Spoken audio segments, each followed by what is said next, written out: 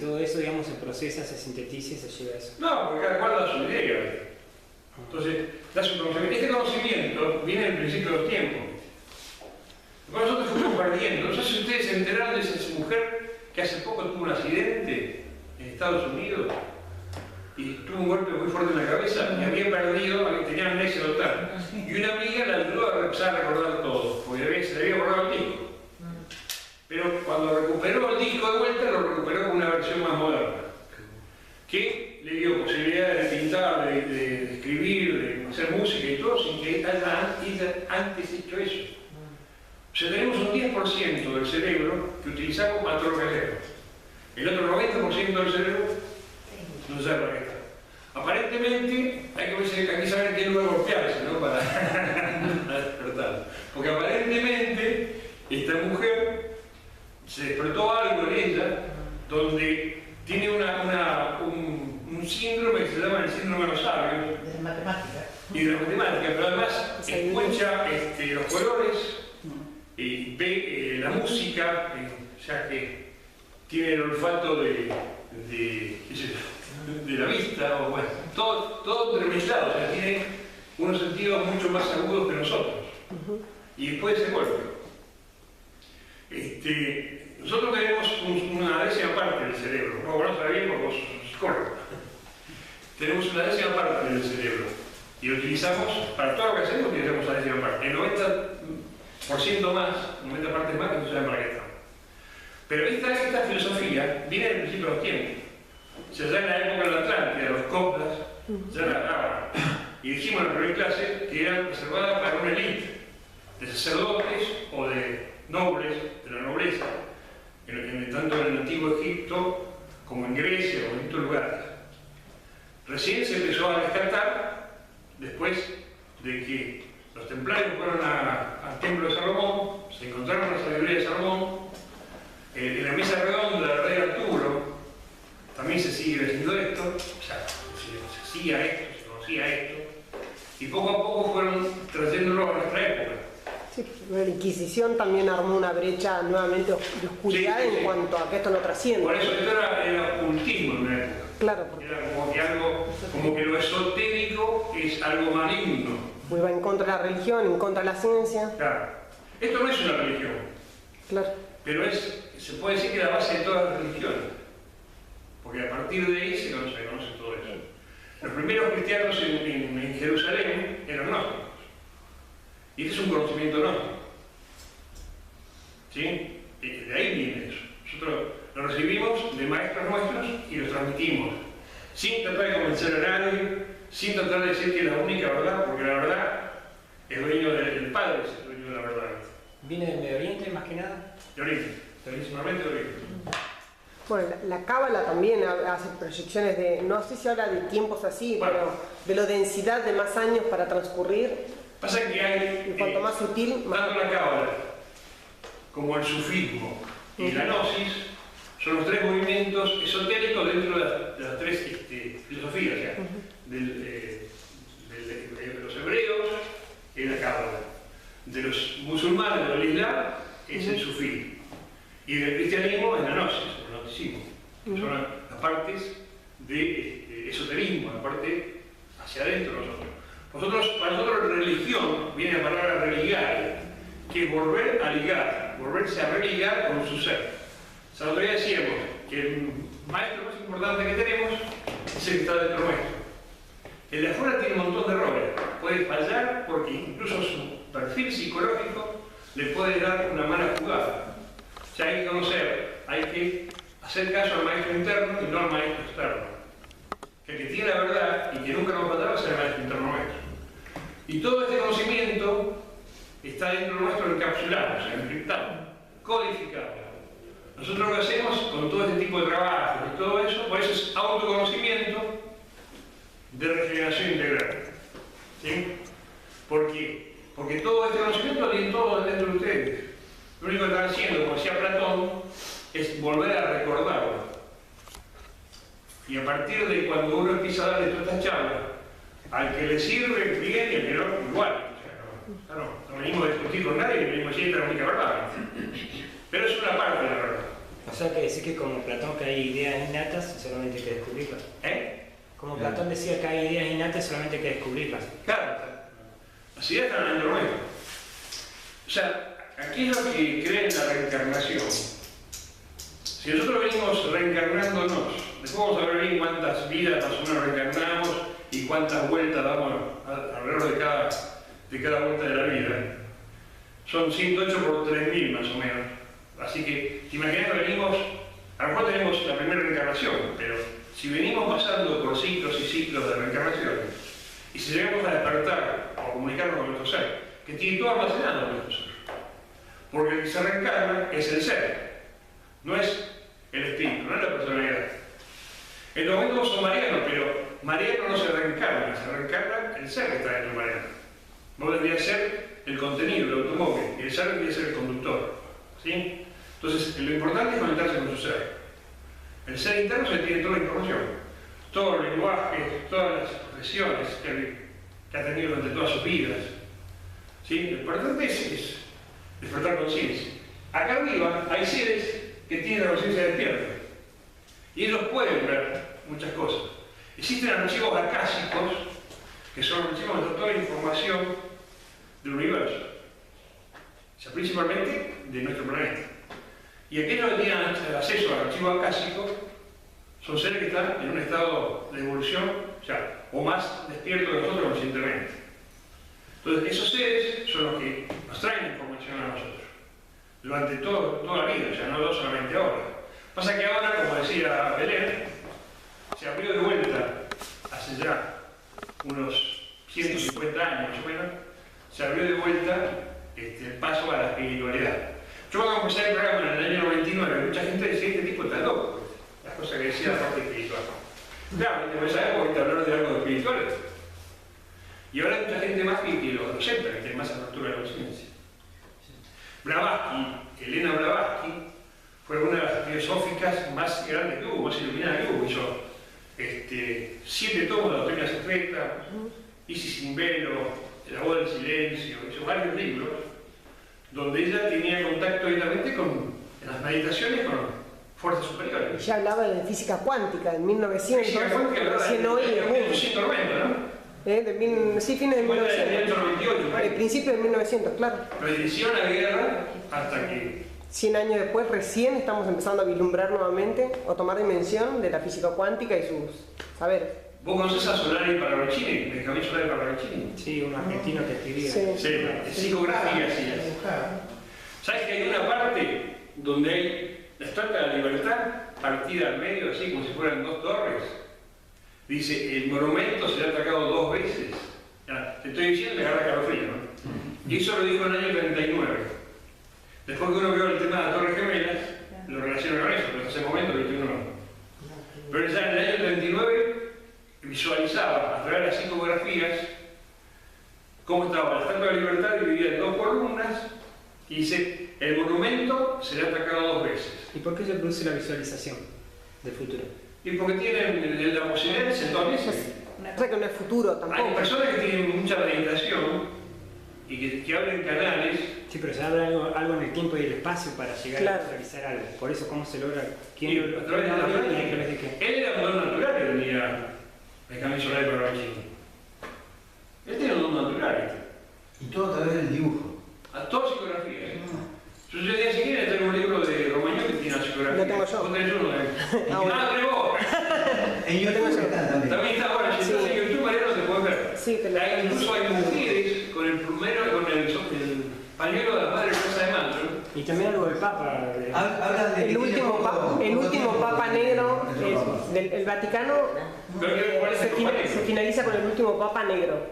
Sí, porque era Y hay como explicaciones de la luz. Si ustedes se fijan también en esa psicografía que están las mujeres de Plaza de Mayo con el pañuelo, en el 26, hay un cajón también. Cuando yo vi el velorio de Kirchner y estaban las madres de Plaza de Mayo al lado, me acordé de la psicografía esa de Solari Parravicini. Y está el obelisco, está un cajón y una mujer con el pañuelo todo así como las madres de Plaza de Mayo. Víctor, Elena, ¿cuánto dijiste? Blavatsky. Elena Petrovna Blavatsky. pero como Blavatsky, teósofa, ya va a aparecer. Blavatsky. K-Y. No sé si hay una T por medio, Blavatsky, hay una T por ahí, parece. Bueno, ella, por ejemplo, La voz del silencio fue sacado de de un libro de una estancia de Sion. Aparentemente está escrito en un código muy elevado y ya solamente ella lo pudo empezar a descifrar. Blavatsky, Elena Blavatsky. Si entran también en internet van a encontrar todo lo que ella hizo.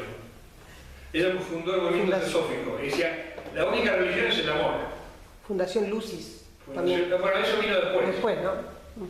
Pero ella lo formó con el colegio, la escuela teosófica, donde está Steiner, Rudolf Steiner, que es un alemán, que también está con ese conocimiento. O sea, por eso te digo, nosotros decimos esto, todos los caminos que conducen al Padre, a la casa del Padre, son caminos participativos, no son caminos competitivos. Nosotros estamos tanto a un teosófico como a un que practica yoga, practica reiki, porque todos están en la misma situación. Todos están tratando de conectar de alguna forma su conciencia. Y la conciencia se logra trabajando internamente. O sea, no es que por la misma evolución nosotros podemos llegar a un estado superior. Como muchos dicen, a partir de múltiples encarnaciones y por la ley de evolución, mentira. Como aquellos que dicen que todos los extraterrestres son buenos. Porque si pueden llegar a este lugar, es pues estar evolucionados para venir acá. No, acá hay buenos y hay malos. Hay una lucha entre el mal y el bien, y en el espacio, en el universo también existe. En este planeta tenemos la posibilidad de libre albedrío. Acá podemos elegir una cosa o la otra, la oscuridad o la luz. Hay muchos que estamos tratando de ir a la luz, o sea, tratando de iluminar con las acciones mismas, ¿viste? Porque nosotros lo que decimos es que si uno tiene un recto sentir, un recto a pensar, va a tener un recto a obrar. ¿Sí? Y entonces, eso es lo que nosotros estamos buscando. Y que no hay ningún intermediario para conectarnos con Dios. Nosotros mismos somos parte de Dios. Porque Dios está dentro nuestro y en todo lo que nos rodea. No es que tenemos que ir a algún intermediario o a un lugar en particular para estar con Dios. El mismo Mateo, en Mateo 10 dice, no seas hipócrita y fariseo y no estés orando en el templo cuando todo el mundo te ve, sino ora en secreto en tu recámara como estás en secreto con tu Padre. Y eso decía el mismo Mateo, palabra del Maestro Jesús. Por eso digo que, bueno, el Maestro Jesús, el nombre del Maestro Jesús, vamos a ver. ¿Se recuperaron Blavatsky? Es un maestro que viene reencarnando de vida tras vida. Y en Yeshua ven Pandira. Ese es el nombre del maestro. En la encarnación nosotros lo conocimos como Jesús, ya estaba en su última etapa de iniciación. Porque en la iniciación crística, o sea, Jesús no es el que descubre a Cristo. Ya Cristo viene de la época de Abraham, cuando Melquisedec le dio la santa unción para que conociera el milagro de la transubstanciación, que es el pan se convierte en el cuerpo y el vino se convierte en la sangre del Cristo. Del Cristo. Es una fuerza, una energía superior. El maestro de eso, Pandira, también dice que fue una reencarnación de Elías. Y cuando llegó a su estado más sublime, que fue cuando nosotros lo conocimos como Maestro Jesús, que fue que murió, resucitó, y fue, antes de resucitar, por los mundos inferiores a buscar mucha sangre que necesitaban salvarse. O sea, fue acá. ¿Sí? Y un ser tan puro como él podía llegar acá. Nadie podía hacerlo si no es él. Porque no tenía ya ningún agregado psicológico que lo podía mantener acá abajo. Porque el agregado psicológico de eso es hundirte. El ego, la lujuria, la pereza, la ira. Él está limpio de todo eso. Y cuando él habla de que a latigazos sacó a los mercaderes del templo, es una alegoría. ¿O una metáfora? Una metáfora. Los mercaderes del templo son nuestros egos, que hay que sacar a latigazos de nuestro templo. ¿Sí? por eso sacó a los mercaderes del templo que querían negociar con el templo del Padre. Nosotros somos el templo del Padre. Nosotros todos vinimos acá a cumplir la misión, todos. No hay ninguno que no haya venido por ese motivo. O sea, no venimos por casualidad acá. Venimos por una causalidad. Moisés, Sífora, que es la mujer de Moisés, es violada por una banda de bandidos. Y de esa violación tuvo un hijo. Moisés hizo cargo, se casó con Sífora y se hizo cargo del hijo. ¿Sabe quién era ese hijo? Ese. Que cuando murió Moisés y le patearon todos los libros a Moisés y hicieron la religión como le pareció a los hebreos, ese formó la fraternidad Senia. Y de esa fraternidad Senia es donde nació Cristo, nació Jesús. Veamos qué importante que es a veces una persona que se dice tipo, pues el hijo de una violación y no, pero sin embargo. Esa vida de origen a lo que después de Jesucristo. Ese, a pesar de ser el fabricante de las ondas, no. Ese fue el que formó la fraternidad Senia. Estaban en Qumran, estaban en las cuevas, en las montañas.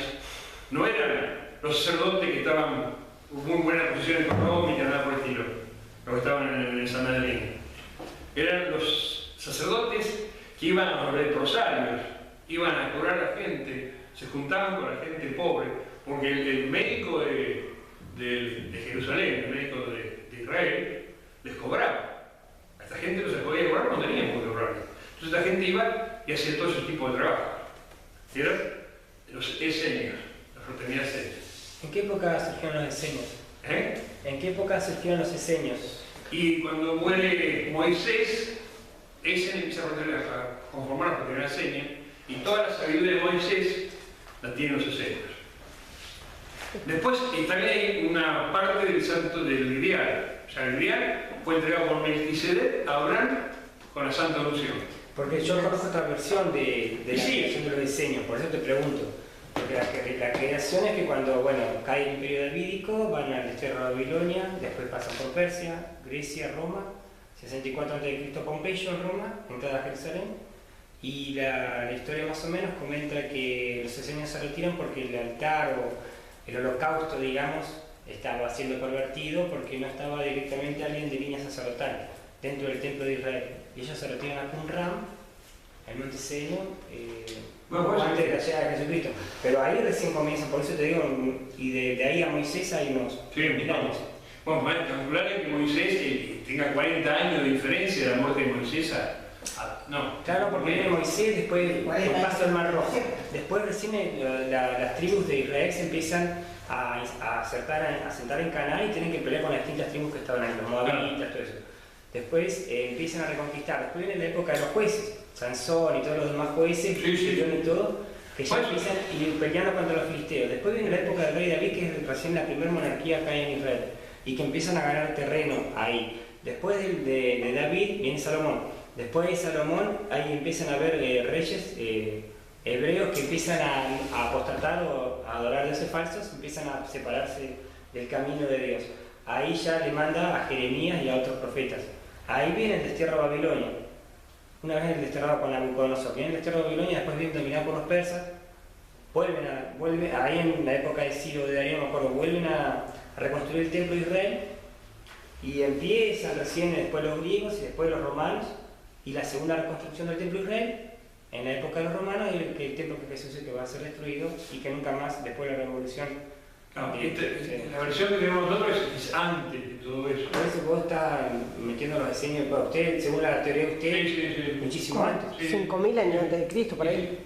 No sé si 5000, sí, no, 5000.